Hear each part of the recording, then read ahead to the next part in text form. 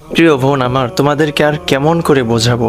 আল্লাহ পাক রব্বুল আলামিন তোমাদের সতর্ক করার জন্য তার কালামে পাকের ভিতর আয়াত নাজিল করে দিয়েছেন, আকারনা ফি বুয়ুতিকুন্না ওয়ালা তাবাররাজনা তাবাররুজাল জাহিলিয়াতুল উলা। তোমরা বেপর্দা অবস্থায় ঘোরাফেরা করো না, তোমরা পর্দাশীল অবস্থায় থাকার চেষ্টা করো।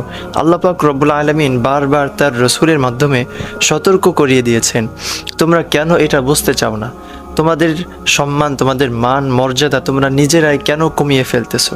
তোমাদের স্বাধীনতার কারণে তোমরা অর্ধ উলঙ্গ হয়ে যে তোমরা চলাফেরা করো, এটাতে তোমাদের কোনো স্বাধীনতা নয়, এটাতে তোমার সম্মান এবং মান মর্যাদা আরও কমতেছে।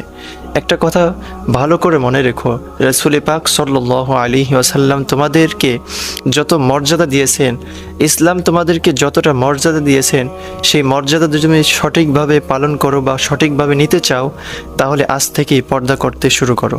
তাহলেই তুমি বুঝতে পারবে তোমার মর্যাদা এবং সম্মান কতটুকু।